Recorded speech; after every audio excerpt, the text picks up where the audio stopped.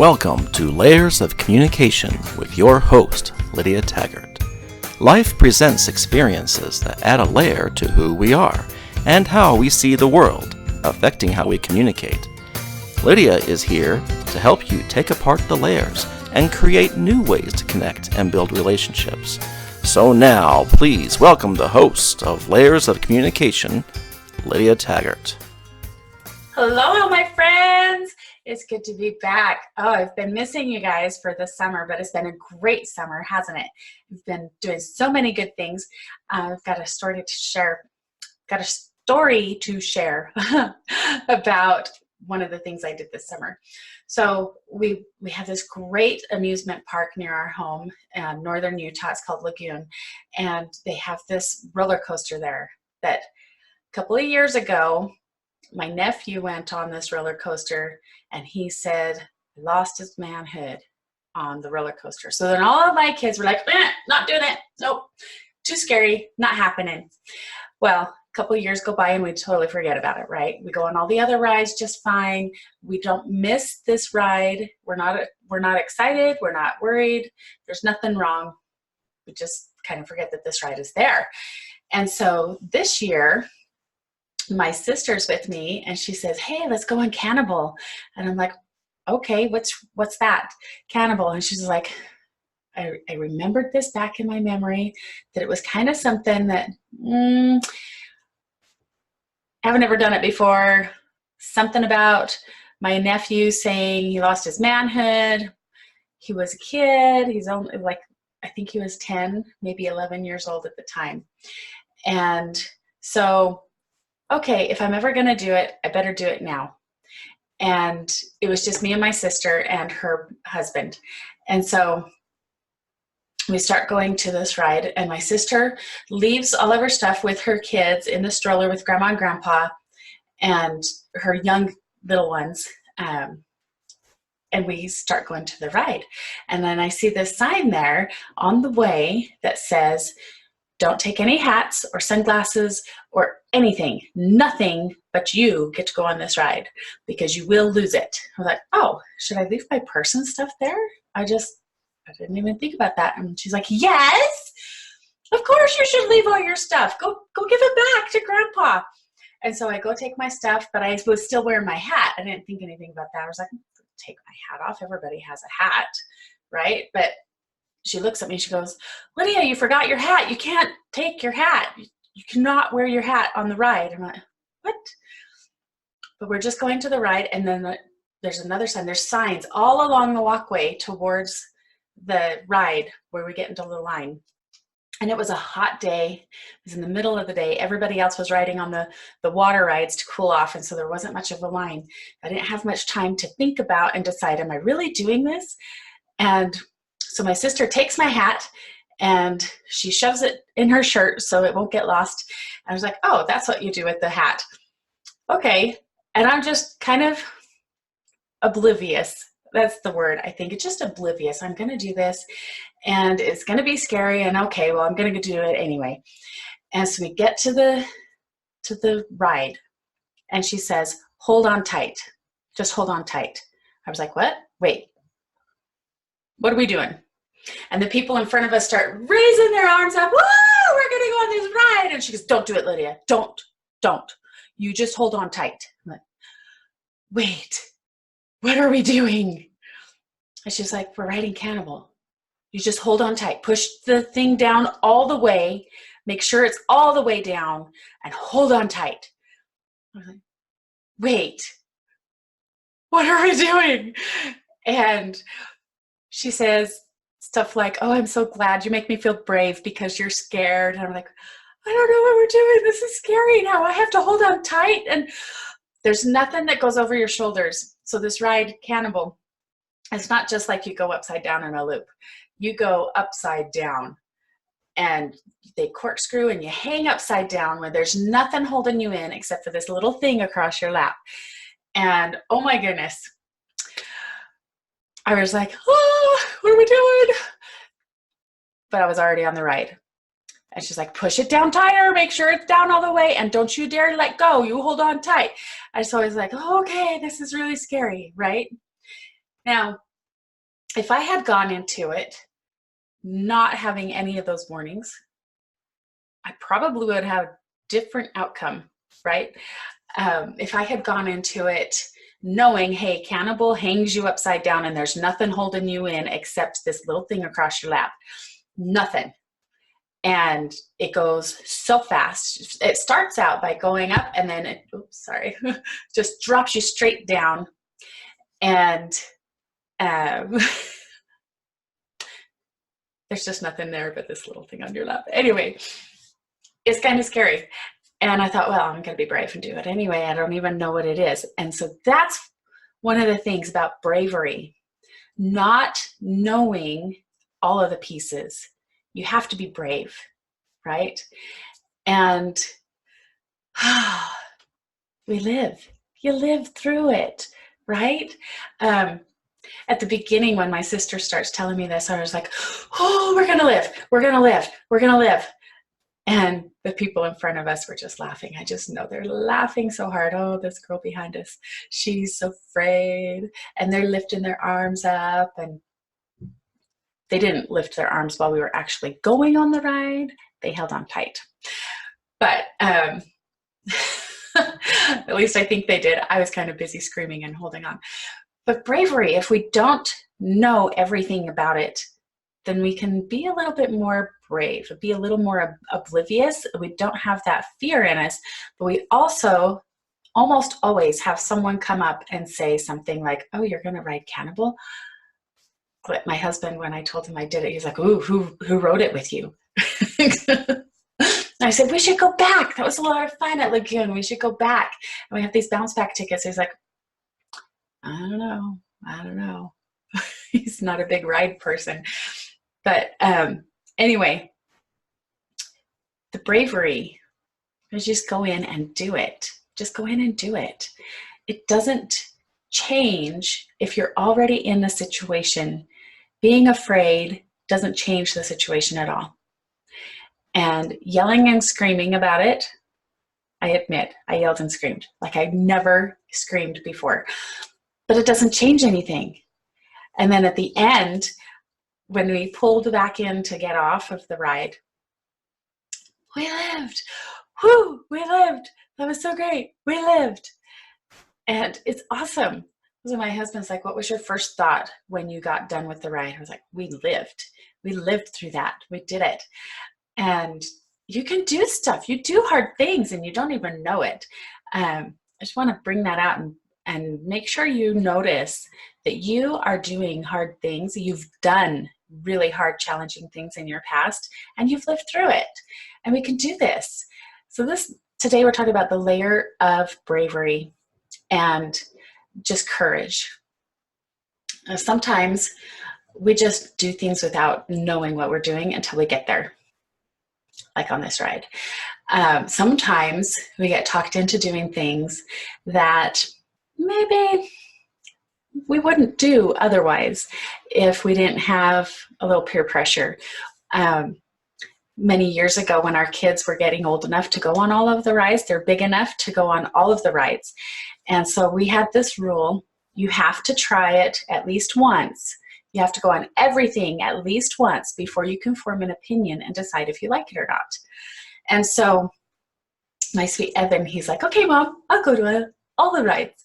I'm going to go on all of the rides. And I wasn't telling him about the big scary ones that I didn't want to go on.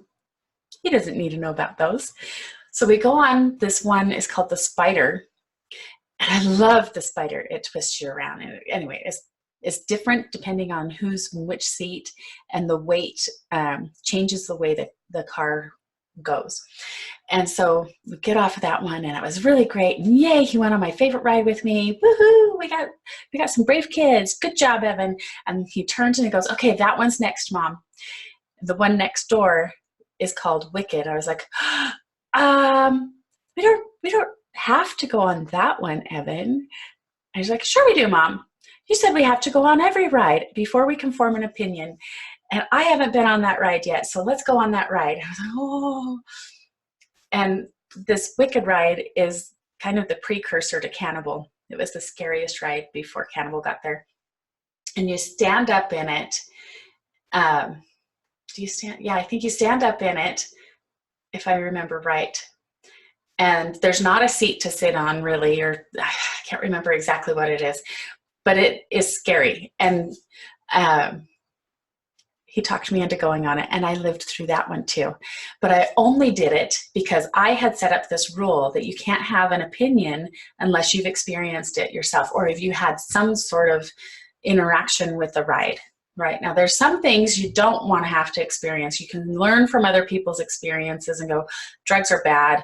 I don't want to be addicted, or, different things like that. You don't have to experience everything, but a ride at an amusement park, you can experience it. You can look at it and go, lots of people enjoy it. Lots of people live through it. Most people do.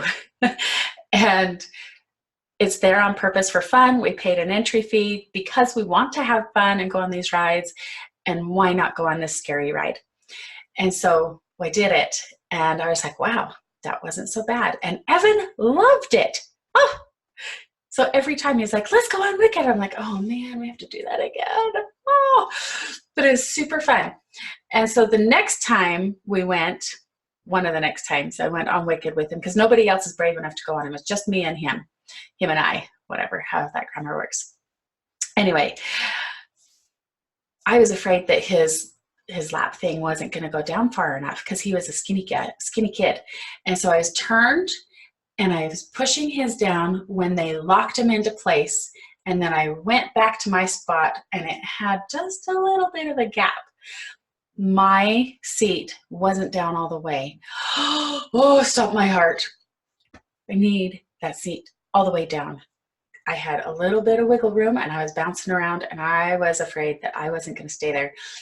Of course, I'm bigger than that little gap and I wasn't going to fall out. It wasn't really a real risk, but it sure felt so scary. And we need to take care of ourselves. Always take care of ourselves. Push your own lap seat down and help other people around you. Don't get caught trying to serve and help everybody else and not take care of yourself. It takes a lot of courage to take that step too, and trust that you can push their lap belt down and yours down. You got to get your own on. Oh my goodness, you got to get your own seat taken care of. So I've noticed this pattern with myself, and it's been helpful for most of my kids most of the time. We do some fun things because I just go, oh, what are we doing? Oh, we're doing what? And then we're already doing it, so it happens. And, we went into having quadruplets that way. Oh, we're having quadruplets. Okay, this sounds great. Let's do it. Wait, what are we doing? Okay, we're having quadruplets, but we're already doing it. So it turns out great. Going on a roller coaster. Yeah, we're going to go on Cannibal. What? Wait, what are we doing? It was great. We lived through it. And it's kind of exciting and fun. We could remember the excitement physiologically, is that the right word? Physically is the same as anxiety and worry. Your heart beats faster. You get a little bit sweaty in the palms. It's all the same symptoms. If we just label it, I'm excited instead of I'm worried. And then you can have fun in your moment of courage and bravery. Let me think, is this everything I wanted to go over today? Oh, what else we have going on? The patterns in our lives, right? The patterns, it's not always the best to just go in crazy like that. It would be better sometimes to have a plan. And of course, we always have a plan, right? We always think that we have a plan. And then the outcome is what we need to focus on. The goal for being at Lagoon, have fun, bond with my family. You can do that in so many different ways. You don't have to go on the ride. If you get there and you're like, oh, I think I'm going to throw up. Don't throw up on everybody. It's okay. The outcome is what matters, the end goal. And sometimes if you get to the front of the line and you're like, I'm just going to not be able to ride this ride, not going to be able to do it. It takes a lot of bravery to listen to yourself and obey what your personal needs are and meet your needs. That is brave. That takes a lot of courage, probably more courage than just going, oh, what are we doing? Okay, let's do it. Takes so much more courage to say, you know what? I need to say no. Sometimes, especially as mothers and women in my area here, we have a really hard time saying no sometimes. We want to love and serve and just give until there's nothing left to give, and then we still want to give. And it is a brave moment to step up and say, you know what? My health is failing. I need to take a nap. I really do need to go to bed tonight. I really need to have a salad instead of that ice cream. And stand up for ourselves takes a lot of courage. It takes a lot of courage to balance that in love and not be just like prideful and snooty and be like, oh, I'm better than you. I'm going to take care of me and ignore you. It's not about that. It's about love. Everything needs to come back to the center core of love. All these other layers of experiences are protecting our love or facilitating our love. And we need to love ourselves as much as we love others. The great commandment in the Bible, love God. And the second is to love others as we love ourselves. Not just to love others, but also ourselves on an equal playing field. We love people. We got to love ourselves too. So step up and have that courage today. If you're in a situation and you're like, wait, what am I doing? Embrace it. Just be like, okay, this is what we're doing. It'll work out. We're going to live. It's going to be fun. Switch that worry feeling and that anxiety feeling, label it as excitement, and it will feel better. You might have to take, a couple of times saying, nope, this is excitement. I'm excited. This is going to be fun. You might have to convince your subconscious because you've got a lot of evidence against that, but you can do it. You can do it. You are worth it. You are so worth it. And so are they. All the people around you are worth you taking the time for you. Step up and have that courage. Take care of you and be brave. Say no if you need to, and say yes if you need to. Listen to yourself. You know what you need to do. You know it. Don't worry about what other people are trying to tell you. You got this coming and that coming. You got all this stuff coming all the way around you. You know what you need. You are the master of your world. You are the one who gets to create it and decide. And when you decide, that's what gets to be created. All right. This is Lydia Taggart. I'm so glad you've been here with me today. You can find me at layersofcommunication.com, and I will be seeing you again next time. Thanks for being here. Love ya. Remember, you're worth it, and so are they.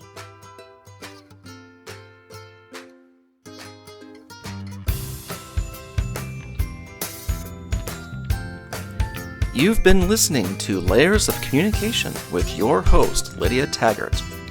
Tune in next week as we discover the layers in order to communicate and connect down to your core on Lydia Taggart's Layers of Communication.